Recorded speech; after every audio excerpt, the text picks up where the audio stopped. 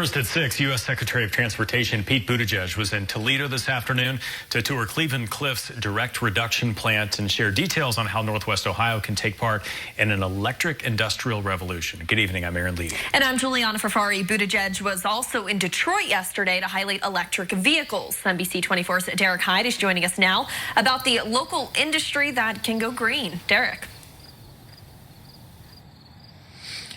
That's right, Aaron and Juliana. Secretary Buttigieg was very clear about the country's desire to shift into electric cars and greener industry, and he's willing to offer a major financial incentive to be able to make that switch. The Biden-Harris administration's Buy Clean initiative will offer $2 billion in incentives to companies that lower their carbon emissions.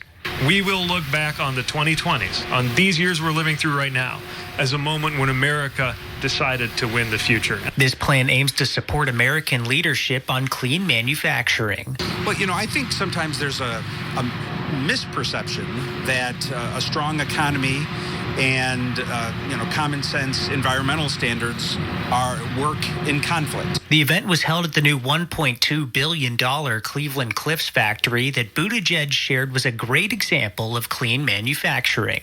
What we have seen here in Toledo and here in this region is that American steel companies with a tradition that goes back more than 150 years can innovate and be at the forefront of a growing market.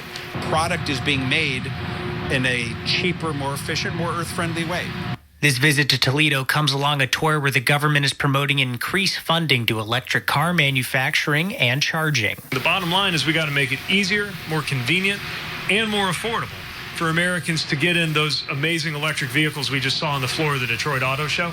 And Toledo could be a big part of that electric development soon. Some of our auto facilities are going to receive investments here, I think, in a relatively short amount of time that will show that they are transitioning from sort of the old gas-powered automobile into a electric-powered vehicle. And I'm sure this is not the last time you'll be seeing senior administration officials here to.